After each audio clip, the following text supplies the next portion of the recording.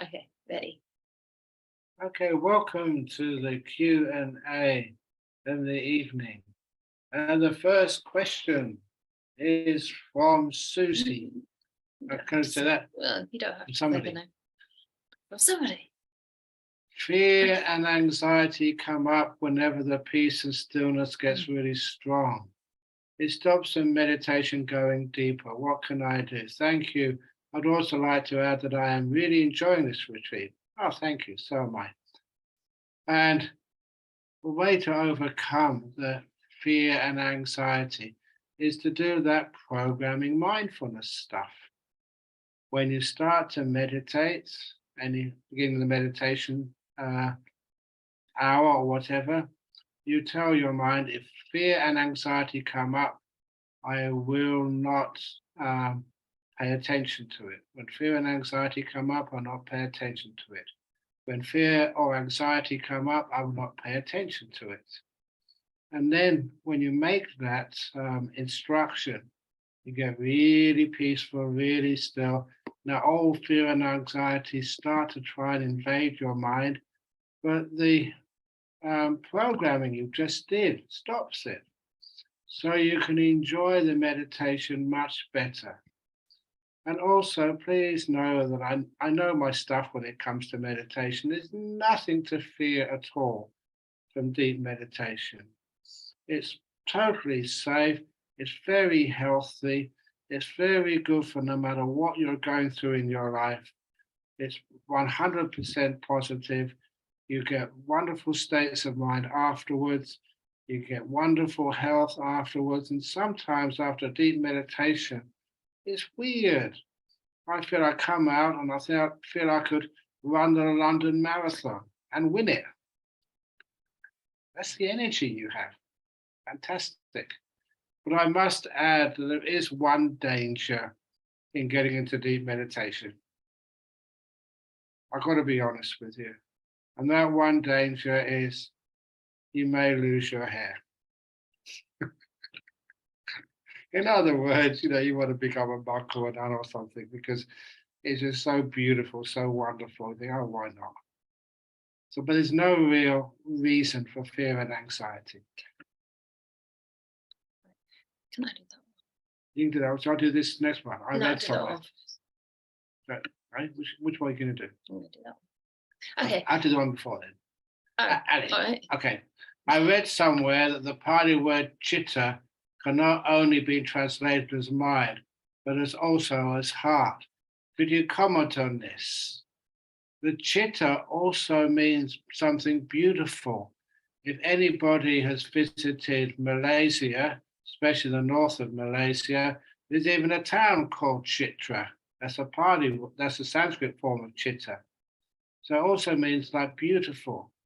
And that was as a Thai prince, and Prince Chitra sort of invaded many centuries ago, and he created that city. But meaning mind or heart, sometimes even in the modern day, we sometimes call mind or heart or consciousness. We don't use these words like lawyers do or like professors do. Ordinary people use these words just quite vaguely. And there's one part, and this is the Brahmajala Sutta, and this is wrong view number 8. And in wrong view number 8 of the Brahmajala Sutta, there the Buddha says, that which people call mind, chitta, or heart, and they usually call that, what do they call the heart there? I do anyway. Or mano or vinyana. Vinyana means consciousness. What they call that, if they say that that is permanent and lasts, after death, after Nirvana, then that's wrong view. It's wrong view number 8. You check it out for yourself if you wish. But the interesting part there was the Buddha said what they call this or that, it's the same thing they're calling. But we use words not so rigidly. The Buddha was not a lawyer. And people aren't lawyers, and we have to speak the language of the locals. So yes, it can be translated as mind or as heart, but the heart is not such a common and accurate description. Mind or consciousness or mental consciousness, that's what it's usually translated as. Is it this process of due to that is rebirth? What happens is the chitta, this mind, if you want to call it, once the death moment happens, the five senses stop.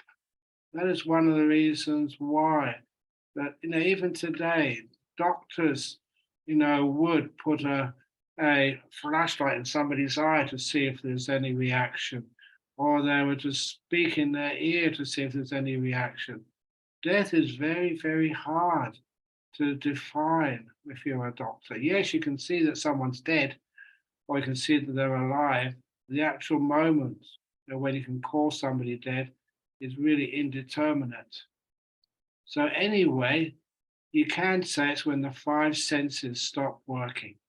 And as I mentioned again and again, the five senses are not everything. You've got the sixth sense as well. And that sixth sense of mind can be independent of the five senses.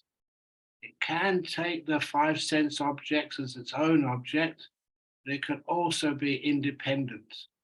And when it comes to the time of death, we have this wonderful phenomena, which I always like talking about, terminal lucidity.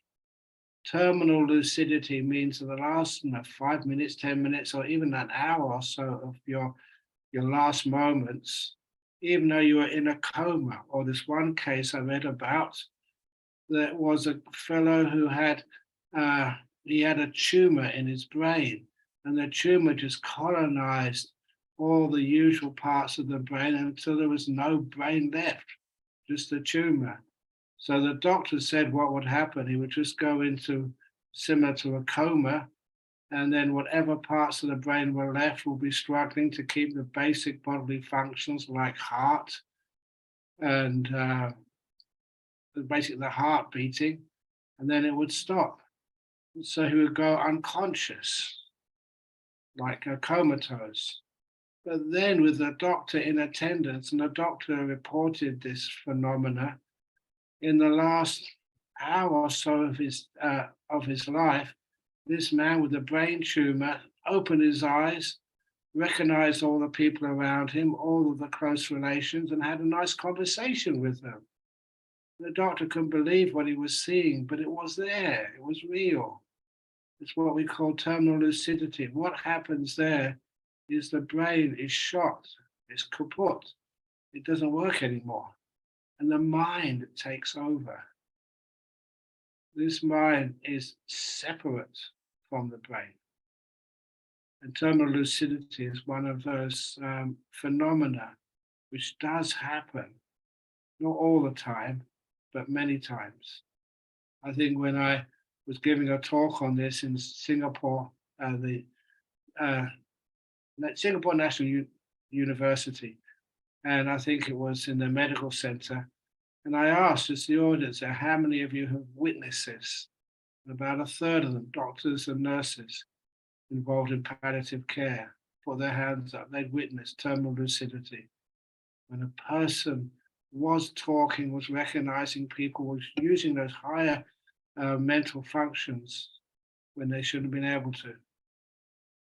So this is why when a person dies, the mind continues on. The process is not stopped. And because that process keeps on working after death, that's where you get things like ghosts and spirits from. And that's why that process can go and seek a new birth, seek some more life in front of it. And if you don't believe me, wait till you die.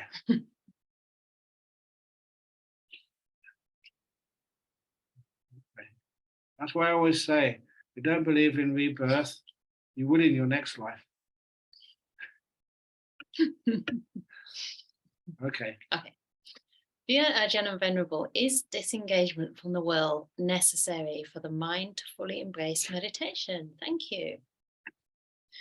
So this brings to mind again a wonderful sutta called Arana Vibhanga Sutta in the Majjhima 139, or is it 149? I think it's 139. And the Buddha is not saying disengagement from the world completely, because even monks and nuns are engaged to some extent. And sometimes to a great extent, but what the Buddha is really asking us to do is disengage from the pursuit of happiness that is the wrong way. So he's actually saying disengage from seeking pleasure through the five senses, because that's beset with suffering, pain, grief, despair, vexation and fever and all other kinds of terrible words.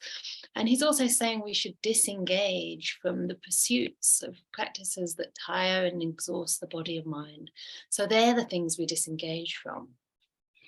Whether or not it's necessary to disengage from the world to fully embrace meditation, I would say that it's more a consequence of engaging with meditation. The more we engage with the piece of practice and meditation deep inside our minds, the less interest there is in the outside world. So in my experience, I started practicing in India when I was 20, and I'd never really heard of Buddhist monks or nuns. But then during the retreat, something in me was just lit up. It felt like this was what I'd always been looking for.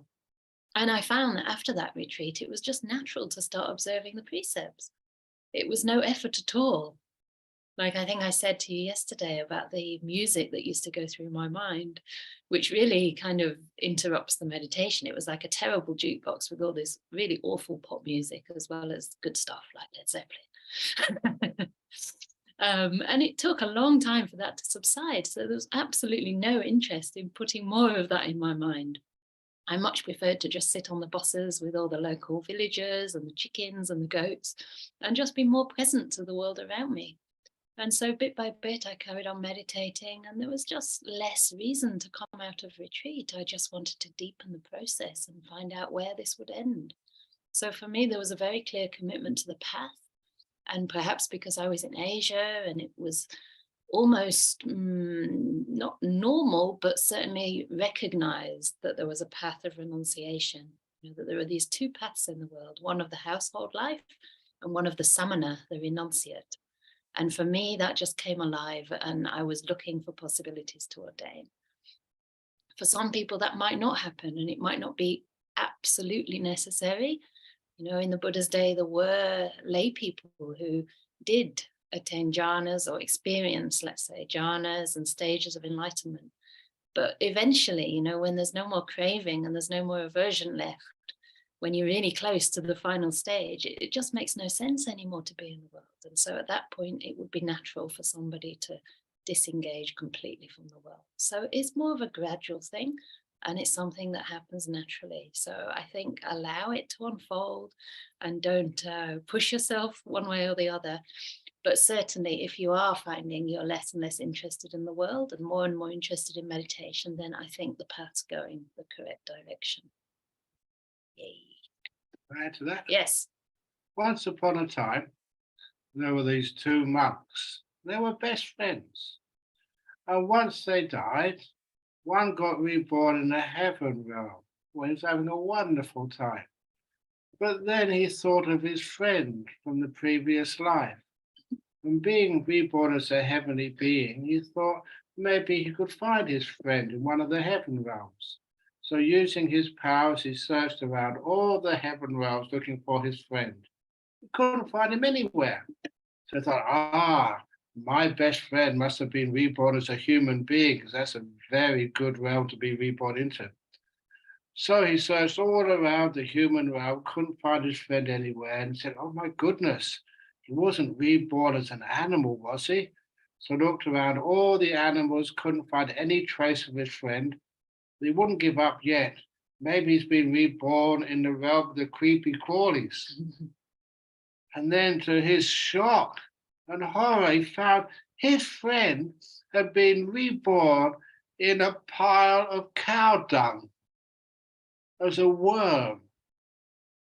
Some very bad karma he didn't really remember, but his best friend from a previous life was a worm in a pile of cow shit.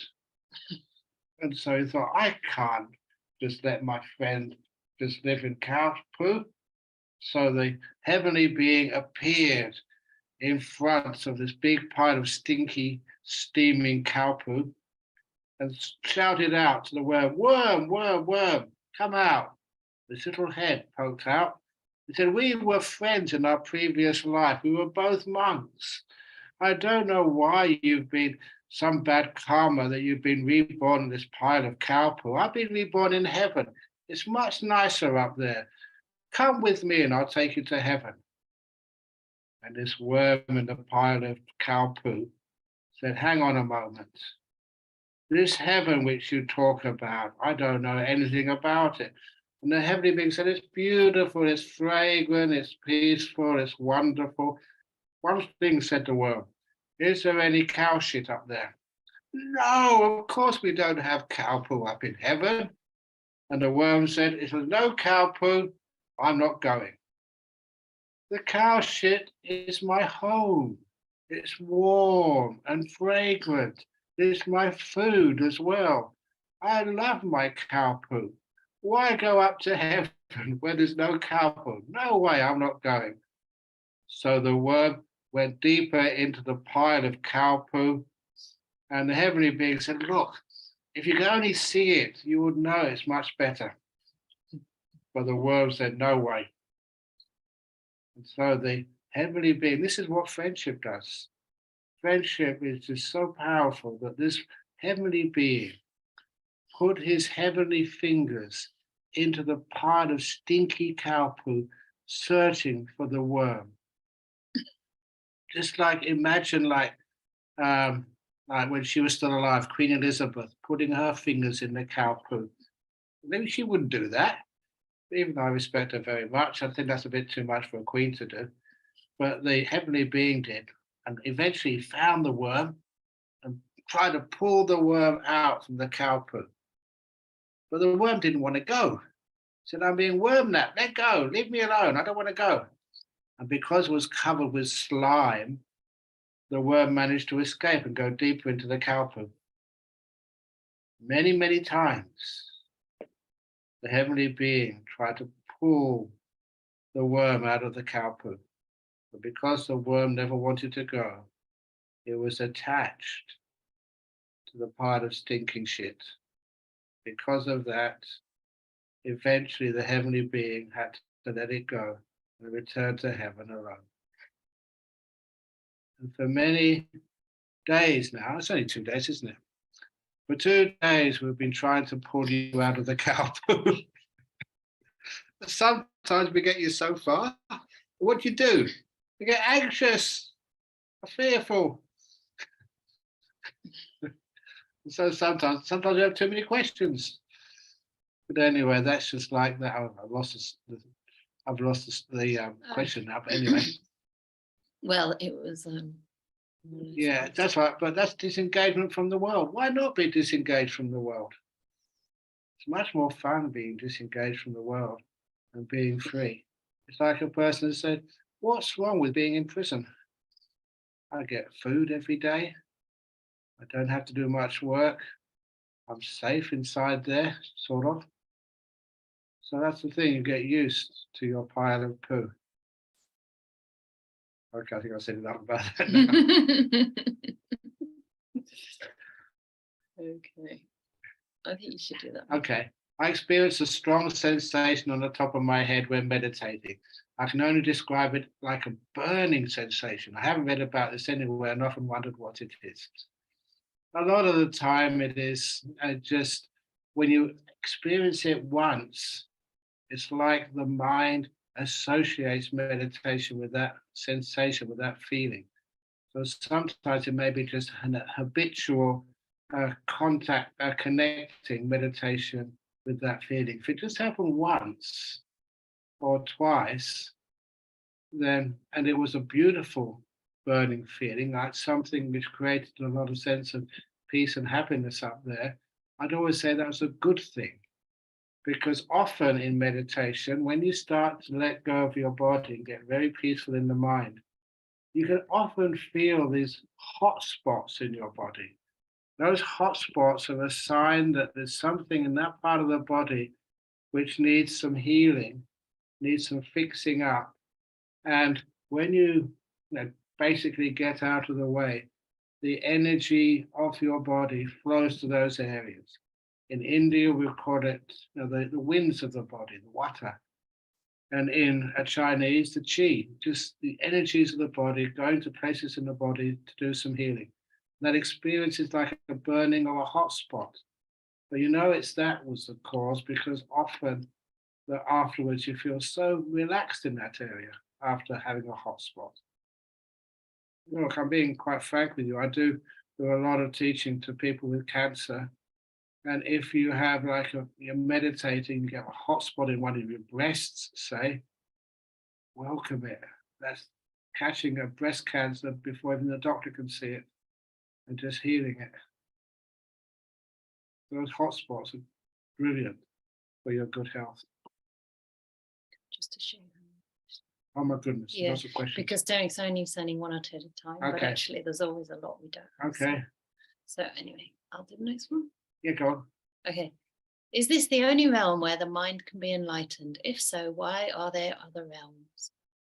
So it is not the only realm where delusion can be enlightened, because really it's delusion that needs enlightening more than anything else. But it's probably the most conducive. And the reason is because we get fairly decent amount of suffering that makes it not seem so pleasant to be here, but also a bit of happiness as well. So it sort of tempts us to think there might be something, and yet that happiness is always somehow out of our reach. So it's a real kind of mix of happiness and suffering in the human realm. And also we have minds that can understand. Yes, and the Buddha was a human being, so we can understand the Buddha's teachings, which is a massive bonus. But even in other realms, as I understand it, there can be enlightened beings, or there can be stream winners, certainly, even in the Deva realm, isn't it? Yes. And it's possible to be enlightened there, I think, but Yes. It's much more difficult because the Devas really revel in their happiness, and it's only really the heavenly realm. So it's not the pure happiness of the jhana realm. It's some kind of more refined version of sensual happiness. Is that right? Yeah. Yeah. And so they feel it's wonderful, and they can even start to feel immortal, and that, this is, I'm going to live forever. And then what happens when they start to fade, which is towards the very end of eons and eons of life, they get very upset. And the thing is, if they haven't been practicing the Buddha's path, then all that karma from the past that was maybe less than wholesome is still there, and it can actually send them to the lower realm again. So imagine going from a super duper heaven realm to like the lowest of hells, which is, I don't know how likely, but I think it's possible. Sometimes it happens to me, Ajahn, after I leave Perth. Uh-huh. I feel like I'm in a very nice, slightly higher than the human realm, and then I have to come back and do lots of work and be in the cold and That's right. It's much better to be ignorant because there's more suffering. Oh. So anyway, so the human realm is very good, and there's the why that the other realms are just due to the karma of beings. We put ourselves where we think we belong. I understand the body scan relaxation, but then I find it a little confusing. The instruction just seems to be to experience peace. Oh my goodness, it's much more than that. You relax the body so that you are free to experience the peace. And then once the peace happens, it's a natural phenomena. It's not what you do, it happens automatically that you start noticing the breath. If it should arise after the finding the peace part, it does anyway. If you do it properly, follow the instructions, you will find that the breath does arise. My mind is often very distracted. If it's distracted, you haven't enough peace.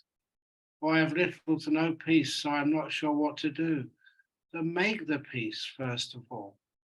I naturally watch my breath, but I'm now not sure. If you are trying to watch the breath, or you naturally watch the breath, then you cannot be distracted. If you do, the breath doesn't last that long. and it vanishes. If you force the mind onto the breath, you do it through like control, then you can watch the breath for sure, but there's no peace and it cannot go deeper into the joyful, blissful parts of meditation. It certainly can't get into nimittas or jhanas or enlightenment. So this is where the creating peace in the mind is a very beautiful way, a fast way to create the conditions where the breath can arise naturally and the breath can stay with you naturally. So this is one of the best ways of doing this, and also at the same time to create peace in your body. You are practicing the mindfulness and the kindness. And if you want to be able to watch the breath, you have to create mindfulness and kindness. If you want to see these beautiful nimittas, it depends on the strength of your mindfulness and kindness. You're not just relaxing the body, you're building up the power of the mind in mindfulness and kindness, which you then use on the mind to get very deep in meditation.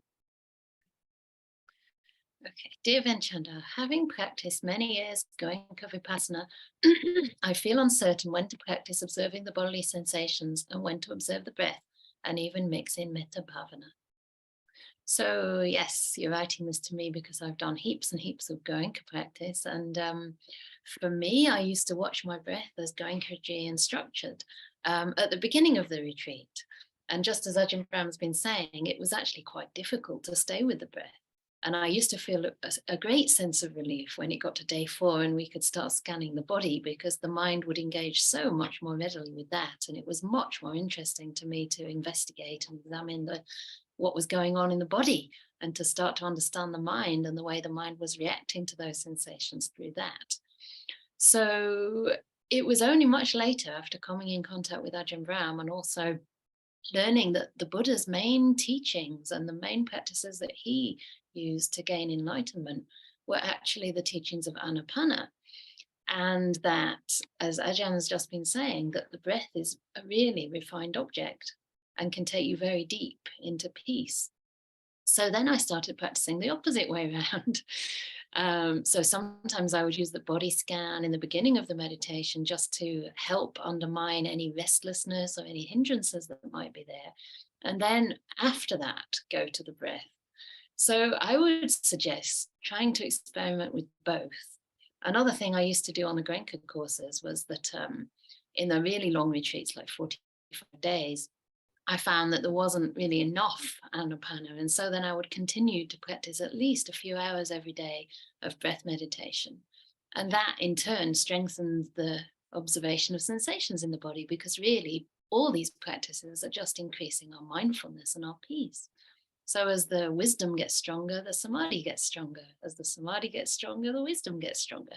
So really you can't go wrong. But one thing that I did find with deepening breath meditation was that I needed to actually move away from observing the sensations as impermanent. Because whenever I do that, it would be really hard to stay with the breath in a very simple way, just as breath. But rather that breath would start to dissolve, and it again would become more of an insight practice, prematurely, I would say. So if you want to experiment with deepening your samadhi and take it to even deeper levels, I think it's really helpful to start learning how to see breath in a very simple way, just as breath, and be aware of just the peace with the breath and the joy with the breath, because this is something that's not really taught in the Goenka tradition. And then that metta can be used in every practice, because metta can be a practice in and of itself, but it can also be an attitude of mind. So nowadays, if I'm doing my body scan, I add a lot of kindness. I add the attitude of metta, the disposition of metta towards the body. And the same with the breath. If you add this metta, this loving kindness to the breath, then this really also helps to make the breath very peaceful and very joyful to be with. And that way the mind can really calm down and start to become empowered in a way that can lead into deep samadhi. So for me, I feel that's the missing piece that was missing with the Goenka system, because I practiced that, I would say, as deeply as at all possible, really, at least for me, over years and years, at least 16 years, and some very intensive years in Myanmar as well. And I found that I came to a plateau and couldn't go much further. So to me, it was very clear from some of my teachers there, and also from later meeting Ajahn Brahm, that to deepen that wisdom would involve deeper samadhi. So that's why I switch more and more to the breath. So I hope that helps, but really it's a very individual thing, and I think a lot of experimentation can be done. So don't be shy to, experiment, because the Goenka system's quite, rigid and structured. But if you're already coming to these retreats, then yeah, just experiment and see what really works for you, because we're all very different the way we proceed. I'm not different. That's an old Monty Python joke. Yeah. It's an oxymoron. Does the same advice of programming the mind when fear arises apply to sensual desire hindrance, as the sensual desire appears when I am calm and peaceful in my meditation, especially strong during the retreat? Thank you. If the sensual desire arises when you are calm and peaceful, it suggests to me that you're calm and peaceful, but not enough joy in what you're doing in the meditation. The meditation has not got deep enough. Because once the meditation is very deep, you haven't got just calm and peace, which are basically the same thing, but you have this wonderful sense of joy as well. You're happy watching your breath, say. In many of the retreats which I have taught, many times people miss lunch. They know there's not going to be any dinner on these retreats. They're keeping 8 precepts, and they're going to miss their lunch. And the reason they miss their lunch is because they're watching on the breath, and it's so peaceful and satisfying, joyful. That means that they'd rather, and they do, stay meditating than have their lunch. That is just how the mind overcomes the sensual desire. In other words, the peace and joy of meditation is more rich, more fulfilling than the sensual desire. So my advice is, you can try programming your mind if you want to, but it's much better, I would think, to develop that peace into something which is satisfying and joyful. And it's usually the case if you don't reach those joyful meditations, where the Buddha said piti sukha rising with the breath, then of course the mind will go seeking some happiness and fulfillment somewhere else in the realm of the sensory desires. Okay, dear Ajahn and Venerable Canda, thank you so much for the privilege of being in this inspiring retreat with you. And thank you for the privilege of being here, of having you here, because it's really wonderful. And it wouldn't be much fun just teaching to an empty screen. How did the Buddha realize what Nibbana meant, as he can't have been returned from it? Thank you for explaining. So I think, as Ajahn said, the word Nibbana was already prevalent in Indian culture, and it meant something like the going out of a flame. So it meant like to nibbutto meant to kind of be quenched, for something that was there to now to disappear.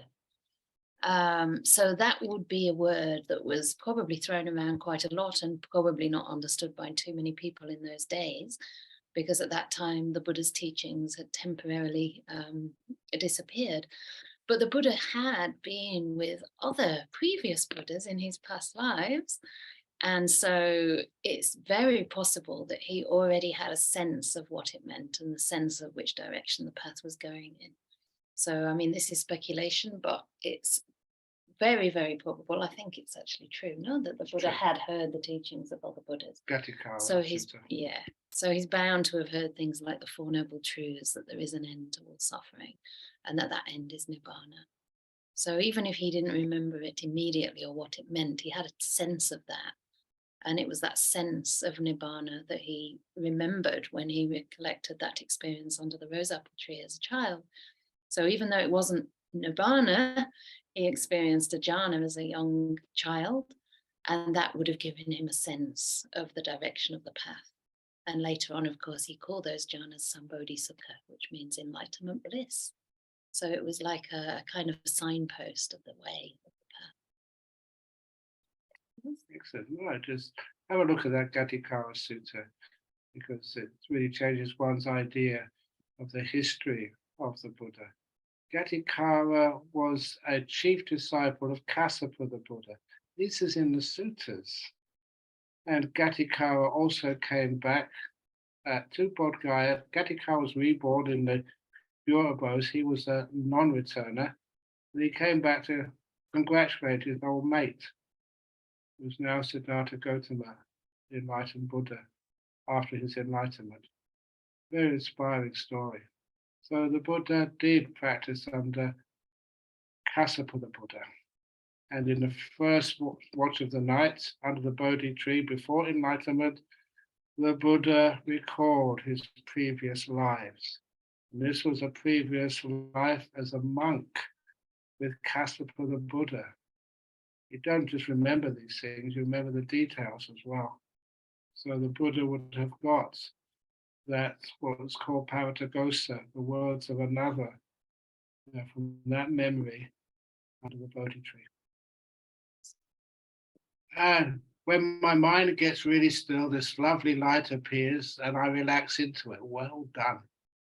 It gets brighter, beautiful. Then this really strong energy comes up. Great. And I feel as my body was too weak to contain it. It may feel that way, but your body doesn't contain it. It's not part of your body. It's, just this is part of the mind. And that mental energy, that mind energy can get so incredibly powerful, but it can never damage you.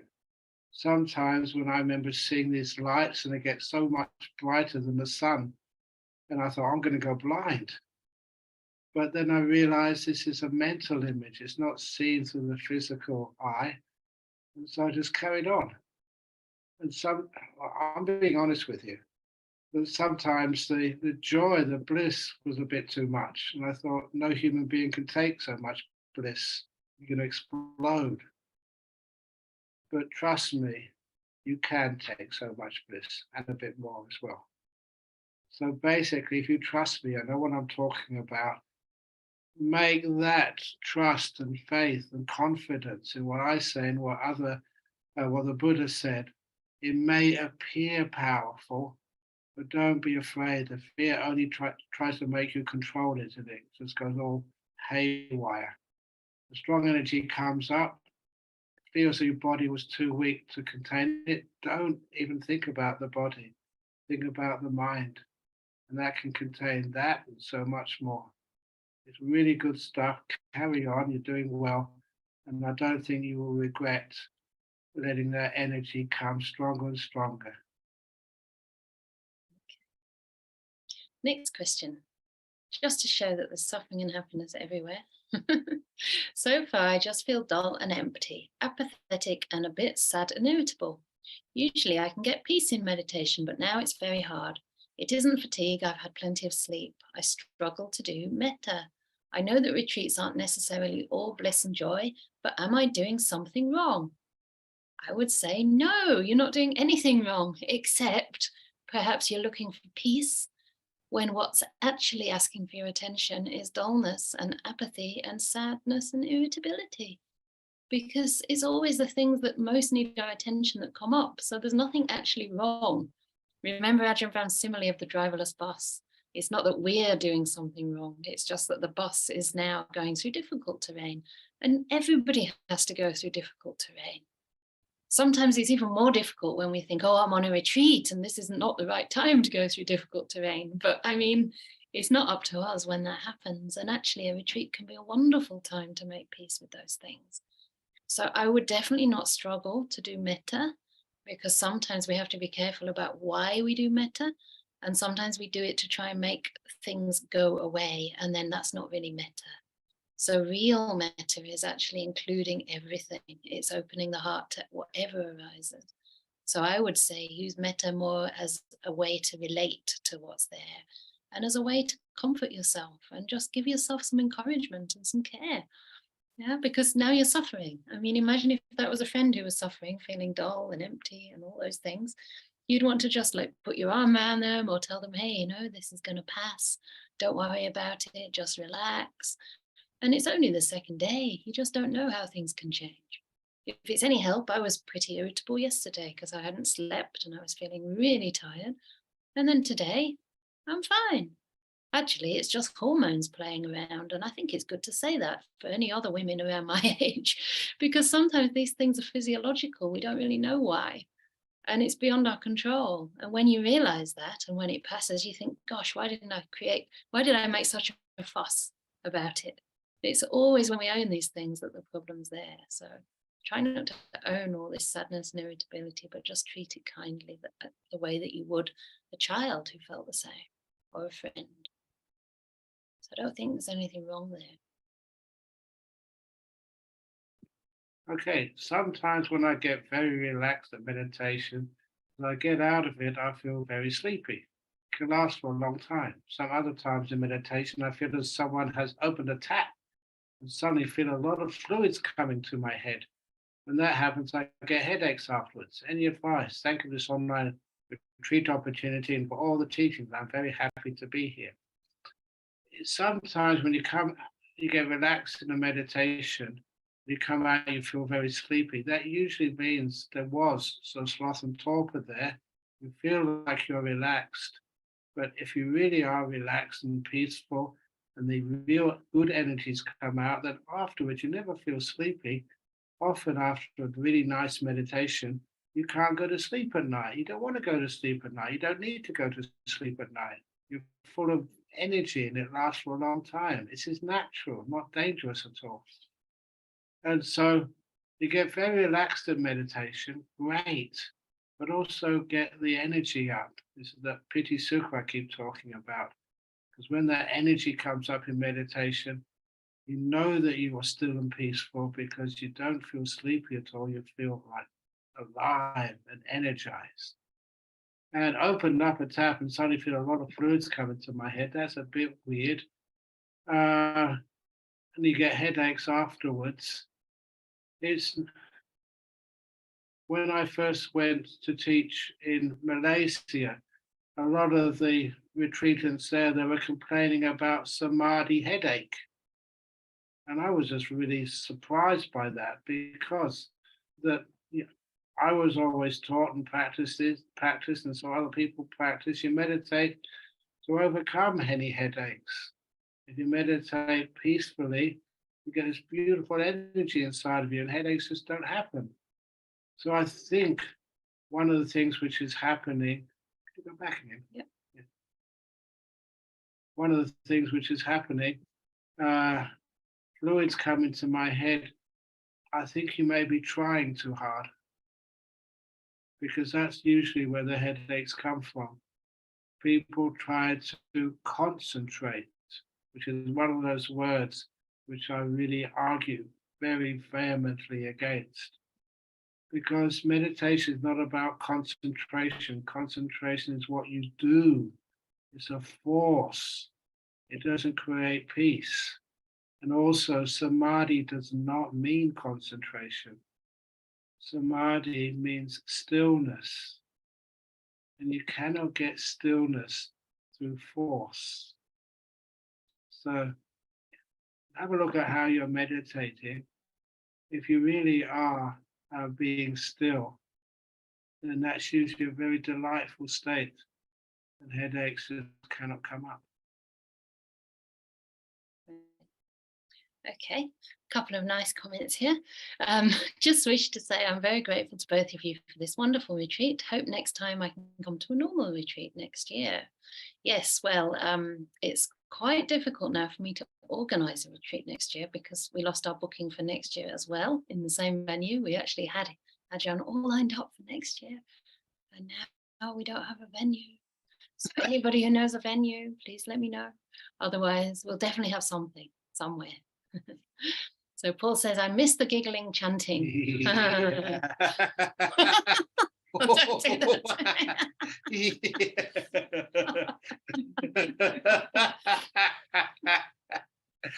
Oh dear. Sometimes Ajahn does that if I'm in a retreat and I say, I'm losing my sense of humour, I've got no one to laugh with. And then he just starts laughing like this. And it just is really it's so hilarious. Anyway. Why not? So the question is, can you achieve jhana through open awareness meditation? So I guess Ajahn would say, he's sitting right here, that we to- don't achieve it, Yeah. first of all.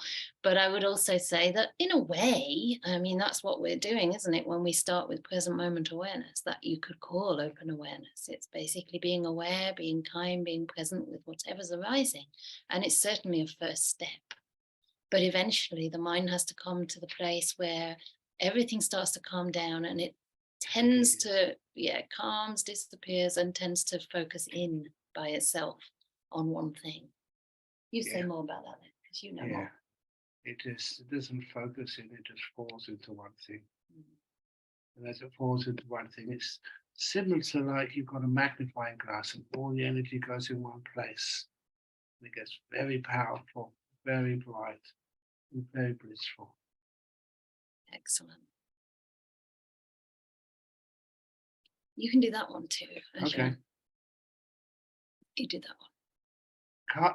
Adding kindness to mindfulness at guided meditation sessions in the morning helped me quite a lot. And I had a wonderful meditation. Well done. At one point, when the breath had disappeared, the bliss filled in my head almost like exploding or pouring out. Sounds good. Then a small thought came, now what to do? Oh, don't spoil it. What to do next? There is no next. It's just what you're doing now. Relax even more, let it be. Another, now what to do? Another a bit annoyed thought, don't question, be in the moment. That's much better. But don't be annoyed. By that time, the bliss started to dilute fast. I felt the breath again, but still the rest of my meditation was joyful. Brilliant. Later in my other sessions, I tried adding all ingredients, i.e. being in the present moment, being kind, but don't get that experience again. What are the tools for not getting involved or too excited when things like joy comes when meditating? One of the best pieces of equipment is having that experience. You do meditation again and again, you make a mistake again and again, but then you learn from your mistakes.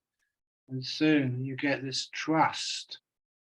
And when the joy comes up, you don't need to interfere with this. My job is to keep teaching you about that, so it's not a surprise to you. And you realize that excitement is spoiling something which is so beautiful. But don't get excited. Be at peace, and the bliss gets even more. Can I just add to that as well? Yeah, sure. When that's happened to me in the past, and Yeah. I've told you about it, I also thought I've blown it. Yeah. But you said, that's par for the course. And that really helped. Yeah. Because I think what's happening here as well is you are learning. You know, you have noticed what you did and what the result of that was. And that is just part of the process. So, but it's the trying to put it all together again that's going to lead to frustration. I think it's just trusting, you know, trusting in your own inner wisdom and virtue, and trusting that your mind knows the path. Okay. Thank you so much. Can we have interferences from devas and spirits from other realms when we practice the path?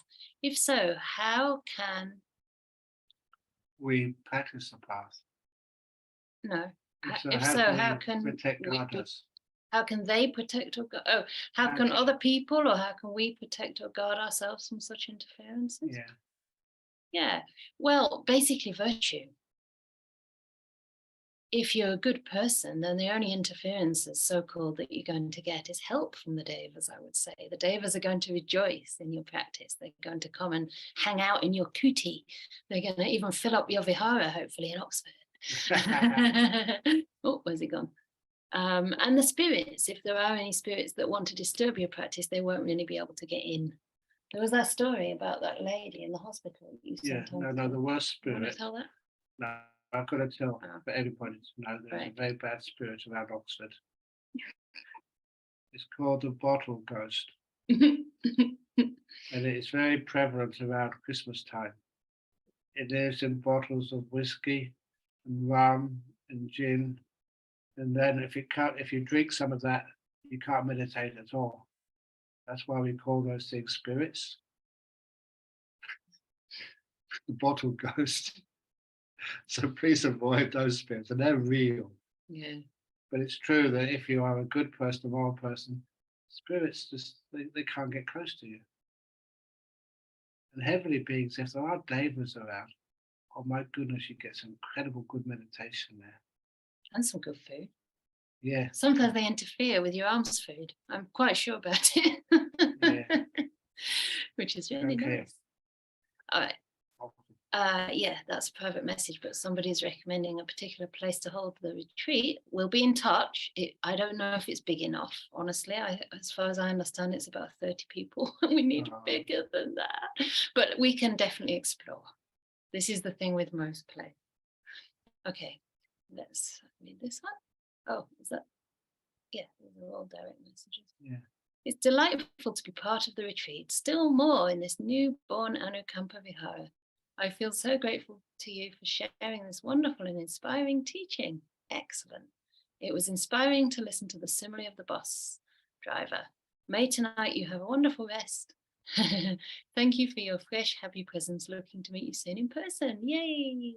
That's from a very old friend who practiced together with me in Myanmar. So that's really wonderful. And I'm so glad that you're enjoying all these teachings and Ajahn wonderful wisdom as well. And maybe you can come and visit me here along with other people too. Maybe not all at once. I can't imagine that happening. But anyway, bit by bit, I would like to see you all. Okay. Do you want to do that, Ajahn? Okay. Do you not recommend any form of noting while watching the breath, for example, rising, falling, or counting? First of all, the idea of saying rising or falling, in the Satipatthana Sutta, that's not what they teach, watching rising and falling. If you look at the Satipatthana Samyutta, where these words are explained in more detail, this is still the word of the Buddha. It means finding the cause for the body to come into existence and how it can disappear. Finding the cause why weight and experience come into existence and how it disappears. Finding the cause why the citta comes into existence and why it ceases. These are just cause and effect, and so it's quite sort of against the teachings of the Buddha to call it rise and fall, rise and fall, rise and fall. Where have I got? It was just about noting. Oh yeah, and just noting. You may try noting with the breath, sort of, in, out, or long breath, short breath. But when I tried to do that as a young lay Buddhist, they said, well, just do a long breath. I didn't know what a long breath is because most of my breaths weren't long, weren't short, they're somewhere in the middle somewhere. And the Buddha never taught that. He said, what's the long breath? What's a short breath? What about when the breaths were not long, not short, in the middle somewhere? It got very confusing. So it's much better. Noting can be a skillful means, but only the very beginning. The trouble is, once we start that verbal function of the mind noting, it can actually keep going on and spoil the peace of our meditation. Let's go. Thank you for your other suggestion. I know the place. I was there with Ajahn. But anyway, we'll see, because we want to do it in England ideally, but we can always see the backup plans. We're almost out of time. Shall we? This one's a kind of bigger one, which we can do another time. Yeah. Maybe tomorrow, how to build up mindfulness and kindness. I mean, this is what I've been teaching all the time here. You're more mindful, more kind to things like your body, and you find that it works. You get healthier, then you're mindful and kind to something like your breath when it comes up, and it becomes much easier to watch. You are building up mindfulness and kindness on this retreat, whether you realize it or not. Should we do just this one last question? Yeah. I don't know if there were more, Derek, because no. Wow, we finished all the questions. This is brilliant. So let's go for this. Do you want to do it? Okay, and you can add. Okay. Is smoking cigarettes against the fifth precept? No, it's not against the fifth precept. It doesn't mean because it's not against the precept, it's okay to do. So still, why do you want to smoke cigarettes? They're bad for your health. Really, very bad for your health. Even if not, I feel like on some stage of the meditation path, I need to get rid of this craving anyway. Fair enough. I've been smoking cigarettes for the last 20 years. I have tried quit many times. I feel shame and hopeless because of that. Now that's a problem. It's a shame and hopelessness there. Many sort of addicts, not just cigarettes, of drinking, alcohol, or other drugs, it is they don't feel good enough. They don't think they almost deserve to quit. So you need to, be in a community like Anukampa, just like being a friend to it, coming to those retreats. And then someone as kind as Ajahn would say, oh, it just doesn't matter. You can come to Anukampa. You can come on a retreat, even if you smoke, but he's not here. And don't feel shameful and hopeless because of that. Try to be kind to yourself. That's brilliant. But what is not under my control? One of the things you can do if you want to overcome that cigarette smoking is try that programming of mindfulness. I shall not pick out that first cigarette. I shall not pick out that first cigarette. I shall not pick out that first cigarette. What usually happens is that it's a habit. The cigarette's out of the packet and you've lit it before you even realize it. But if you make it more difficult, more troublesome to take that first cigarette out, in other words, the cigarette packages are not near to you, and you have to do more to actually to take it out and to light it, all those different actions give you more opportunities to stop and say no. You're getting depressed, frustrated, and sometimes feel very scared when I cannot free myself from addiction. That's, don't get depressed. Many people smoke cigarettes. Even Ajahn Chah smoked cigarettes. It's only one day someone told him it's bad for you, so he just stopped. That's an Ajahn Chah. But he did that because he didn't know any better. How to react to very similar experiences during forest retreat and also this online retreat. Just try your very best. But even if you keep smoking, people like Ajahn Mahabua would smoke cigarettes, and many monks smoked cigarettes in those days, simply because they didn't realize it was bad for your health. It's not a big thing. Yeah. The feeling frustration, depression, that's a bigger thing. So really it's about acceptance. Acceptance, yeah.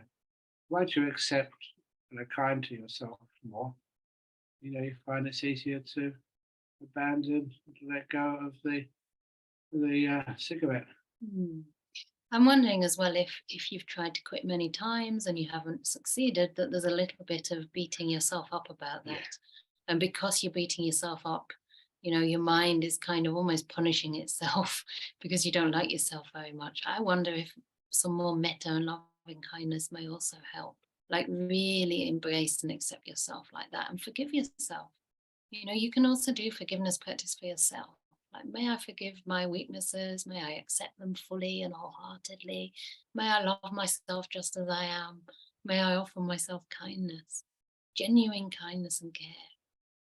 And then just see if you can relax with the practice and relax with yourself. And then who knows, if you find yourself smoking a little bit less, great. But if not, it doesn't matter because you still experience your own care and your own kindness, So maybe try and take some of that pressure off, because in the end, the Dhamma will help, and the more that you practice meditation and find happiness there with loving kindness rather than self-hate, then the less you'll need to smoke because you'll be more relaxed and at peace within yourself. So I would maybe take the attention off the cigarettes and onto something else that's going to nourish you for now. Does that make sense? It makes more sense. Excellent. So I think we finished. Yay. Right on time. Excellent. So thank you very much to everyone for your beautiful practice and presence and questions, etc. And thank you to Ajahn. Thank you to everybody. to all beings. May they all be happy and well. And may all cigarettes be extinguished. Nirvana. May all cigarettes. Nirvana first. Okay. Sadhu. Sadhu. Sadhu. Good night, and remember to practice metta. And see you tomorrow. Bye. Bye. Bye. Bye. Bye.